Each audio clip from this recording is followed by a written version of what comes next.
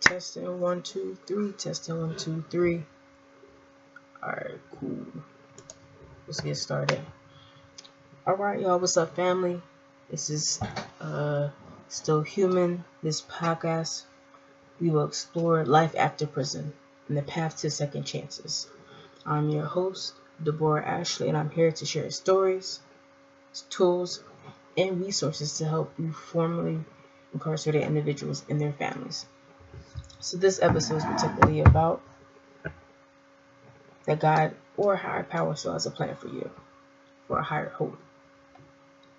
Okay? Alright, so should we continue? Let's continue, right? So, again, y'all, Happy New Year's Day. This is January 1st, 2025, and this is the kickstart, right? So, here we go. I want to talk to you a little about how God still has a plan for you, right? Particularly for someone who's struggling with self-belief. I myself have delved into that, and it's not a cool experience. You know, whether you're going through anxiety or depression, you know, this is for you. So, I'm your host, Deborah Ashley. Welcome to Still Human. Again, for this episode, where we have real conversations about faith, hope, and beauty of humanity. I'm your host, Deborah Ashley. So I'm grateful that you have decided to spend time with me today and listening, and even if you share it. So today's episode is for anyone out there struggling with belief in themselves. Maybe you feel stuck, defeated, or like you are not enough. I want to remind you of something powerful, very, very powerful, right? And whether you believe in God or for a higher power, and I hope that you do. And if you don't, I hope that this will be a game changer for you. God has a plan for you, right? Even if you are familiar with the Bible, or if you're not familiar with certain texts, there's plenty of stories within this holy book, right? Of God choosing people who are sometimes deserving and undeserving, right? And yes, I know it's hard to believe, but even if you make the most worst decisions in life, right? You know, you too can still have a relationship with God. Even in this moment of doubt right now, as you listen to me right now, God sees you, He loves you, and is working things out for your good. I just want you to pause for a second and reflect on what I just said.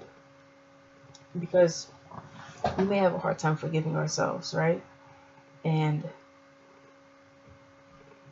you know, I too am going through like a transition of depression while I'm trying to reevaluate myself, while I'm trying to do this life after prison. And, you know, it's so hard for me to realize that I went through that period, but it was very real for me. And so is this experience of today. So, while we're reflecting and about to moving forward to on with the show, right? So, let me start by saying this. You are not alone in feeling this way. There are so many of us that have these moments or even seasons where we feel inadequate, right? Where we think we've messed up too much, or where we can't even see a path forward. But here's the truth. Ready? Y'all ready for this? Your worth isn't based on what you have done or what you feel you can't do. Your worth is rooted in the fact that you were created by God on purpose for a purpose. You know, and let me just pause right there because it took me a while, and so to this day, to get my mind on it. You know, and a God that we believe in today is the relationship that we have is a renewal type of God who regenerates His Spirit within us every single day, every time we tap into Him, right? And I hope that is an exciting journey for you, right? That you know that, all right, even though I have messed up in this area and have completely feel like you're lost or depressed or trying to figure out how to cope through life, right? I hope I'm here to give you these tools, right? And listen very closely because I'm partnering with you because you're not doing this alone, right? Okay, so here's a little more. In the book of Jeremiah 29, chapter 29, verse 11 says, "For I know the plans I have for you, declares the Lord. Plans to prosper you and not harm you. Plans to give you hope in the future." Now, let me just pause right there again. That's exactly what we need. For those who are, still inside, shout out to them. Please hang on because, I thought it was the end. I thought it was the end only because I needed to see some hope. I needed to see God doing some work in my life. And I know it became very dark for me when the doors shut, right? And when you're in certain county jails, you have to go through an intake process. And it was just the very beginning for me of being incarcerated. And I was crying out to God. I said, "Lord, I need to connect with you." But I wasn't keeping track of time because at the time, like in that cell, you couldn't really see the clock. And time was very big for me. And so, when later on, I had heard somebody else that was locked up, probably like a couple doors beside me, a couple rooms. And she yelled to the officer, she said, "Oh, can I get a Bible?" Da, da, da. I heard her. Jumped up immediately, went to the door, banged on. I'm like, "Officer, officer." I said, "Can I please have a Bible? Like I'm used to, reading with the Bible, and this is another way I can connect, right?" So the officer says, "Yes, of course I can see, tell me what you need. I'll get it for you very shortly." I said, "Oh, all right, thank you, right?" And so forth. So I was able to get a Bible, start, eventually get a tablet, get a pen or a pencil, well, moving to a pencil, and start writing it. Because I was, through poetry, I was able to reconnect. And in that moment, I was able to start up, have conversations and prayer. And I'm like, man, I did the most. Like when you get in trouble, in that moment, you think you've done the most indescribable thing, right? And maybe in your opinion, you have. But just know that life goes on, and you don't have to feel that way forever. So, feeling like even if you feel like you've been at rock bottom, sorry, so much noise going on. Even if you feel like you're at rock bottom, God has not forgotten about you. In fact, this may be the very place where God is shaping you, preparing you for the next. Whether you're still inside or at the halfway houses or at a program or just got home, right? At each part, and it's a process to get through. And shout out to all those places that I just mentioned because it's not over for you at all. And just to reflect on where you are, embrace it, right? Because there's a moment of remoting that God does, right? And you don't. And I pray that, and I wish, and I'm asking, please don't push that moment away. Embrace it all. Be mindful of where you're at, where you're gonna embrace it, and just be open. That's all I really ask. See where we at. So I'm hoping this makes a little sense to you guys, right? Because if not, please let me know. But I'm gonna keep going on and sharing what I have for you. All right. So if you're doubting yourself, let me ask you this: whose voice are you listening to? Okay. Are you hearing the voice of fear telling you that you're not good enough? Or are you hearing God's voice remind you that you are fearfully, wonderfully made? Because sometimes I feel like, I'll read the word or reflect or I talked about it with somebody, and sometimes, well, I'm in the season of being still, right? That's the season that I'm in, and being still, I before being locked up, there were so many things going on that I was trying to achieve, right? And because I wasn't really focused on one thing at a time, it exploded in my face. So now that I have learned to love myself, I feel as though that I can love God and love my neighbor. I wasn't able to do that because I would give more to my neighbor and then forget about myself. I'm like, all right, like, so what do I need, right? And in that time and moment, even today, I have learned to love God where I'm at, and that's a journey within itself. Cause it's like, man, like, how can I love somebody that I don't see, tangibly feel them, touch them, right? But there's a way of life, of principles that everybody follows, which is very true. And these principles of life lead to a greater understanding of self and a greater understanding of how to love and share with another. And hope that you don't forget that you can still love, that you are still remembered and encouraged, right? So when we focus too much on our shortcomings, we lose sight of the gifts God has placed in us. So let me tell you something else. We don't have to have it all figured out to be used by God, right? So just because you see somebody all dressed up on these, they have prepared their way, right? And they have their own stories, their own struggles, their own traumas. So be in a place of being open, non-judgmental, so that you can receive and be that useful vessel, right?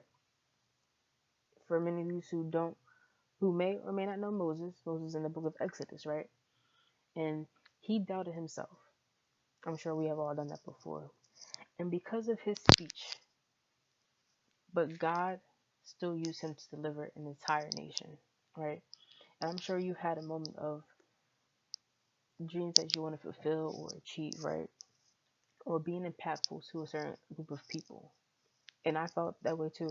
And I'm a person that deals with self-doubt all the time, to be honest with you. And I have my own morning salutation, greeting, spiritual ground that keeps me recentered. And I'm able to take my time and rebuild our practice and create a certain content of way of life so that I can value freedom, that I can value community and relationships, right? Again, if you ever heard this before, right? I work on 3 E's. Number one, I'm no good to one that's being uneducated, unencouraged, and not elevated. Those are 3 E's that I live by. So when Moses doubted himself, he didn't see his full potential, right? So when you're chosen, right, by God or by someone who's appointed you a certain position, they've given you time to develop and impress about what you can do. So you have to be, most people say, don't, what's that saying? Stay ready so that you don't have to get ready. And that little phrase within itself is so important because think about all the times that I prepare, right? So if I'm getting ready to, like, let's say, go for a job interview, I've done my research on the job, done research on myself on how to present, how to talk to them, what do they need, have my clothes set out, what time I'm going to leave, and prepare and just get mentally focused. Some people, they just go on the way and they're good at it. Me, I need to prepare as much as possible. But I've practiced that every day. And I feel as though once you're able to do that, you can learn to trust God to deliver you and move on to other things, right? So for Moses, right, there's somebody else that God has worked on, which I like. Think about David. David was a shepherd boy who became a king, right? God doesn't just call the perfect. He perfects those he calls. Meaning someone that was very young was already ordained, and then in God's word he says that these were predestined. So that God is a God of that he already has a purpose for you. And if you're able to connect with God, right? If you're able to Be by his side. Take him under your, be under his wing, and allow him to show you, guide you through this life. Because it's all about redeeming your presence, redeeming your existence, and knowing that God has a plan. And knowing that God has a plan, I hope that you are able to receive the excitement, feel the urgency of this love that is coming from him, right? I just want you guys just to take a moment, just think about that before I move on to the next. You don't have to be perfect. You know, God does perfect things, or I should say complete things for you, right? I want to shift this to a quick story. So there was a time in my life when I felt doubted deeply, right?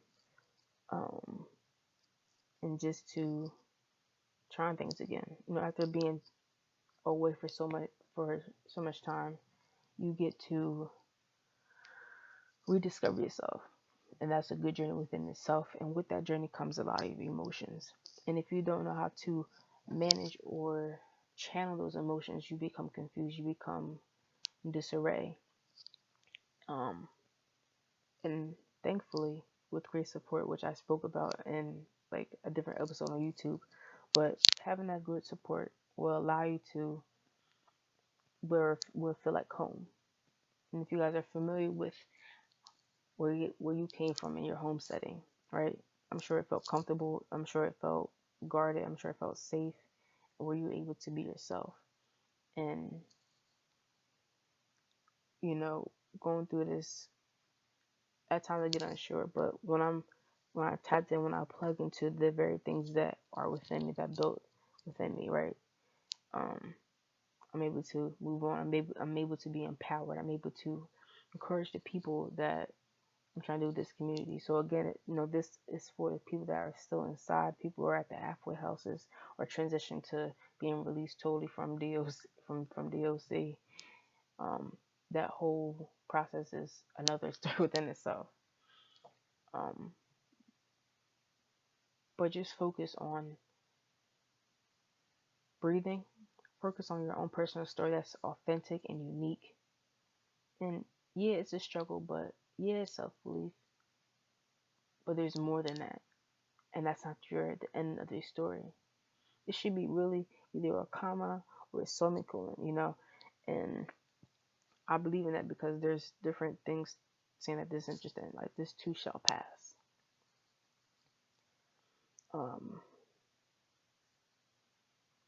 I just need a moment to reflect because this is a very unique thing that I'm doing with even just for myself, which I've never done before. So, right, took time to pray this morning. Took time to reflect, and you take time to trust in God. And I realized that at that moment, He wasn't asking me to have all the answers, because to be honest, I don't. I only had energy just for that moment, just for that day, and I try to. What I didn't do back then, I'm trying to do now. So we're in this moment, which is very vulnerable and open, right? Sharing with you guys. But this also is helping me at the same time, sharing with you guys, walking with you guys. So if you do choose to connect with me, I'm able to show you as well at the same time that you too can do this. So again, with some mindful meditations, with some prayers and reflections, right?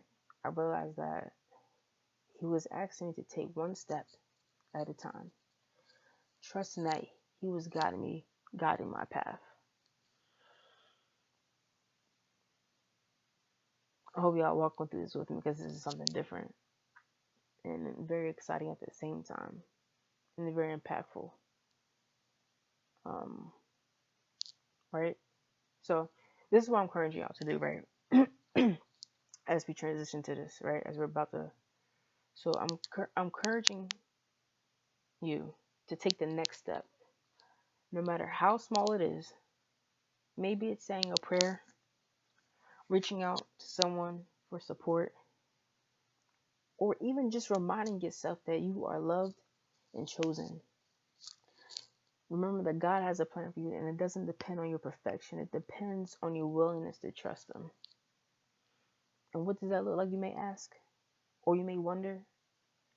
That there in Him that there's complete wholeness. And take time. I'm not asking you to get, as the answer doesn't have to be done today, tomorrow, or next week. Maybe take this whole year, right? Take some time to do some challenges, to take the next step. If you decide to get up and pray, or to acknowledge that God is there for you, or know that you were part of His family, do that. Say that for the next 365 days, right? But just start today. Start somewhere. Okay? So I want to leave you with this. God sees you right where you are. He sees your pain, He sees your struggles and your doubts, and He still calls you His. You don't have to be alone. Lean on Him and remember that He's working behind the scenes, crafting a story for you, life that there's more beautiful than you can imagine. Okay? Just think on that. So, listen, y'all, we're out of here. Thank you for tuning in with Still Human. If this message spoke to you, or you think your loved one will appreciate that, please share with them, or take time to listen, to hear it. And remember, you're not alone. We're on this journey together. Until next time, stay encouraged, stay hopeful, and never forget you are still human, and God has a plan for you. All right? Peace.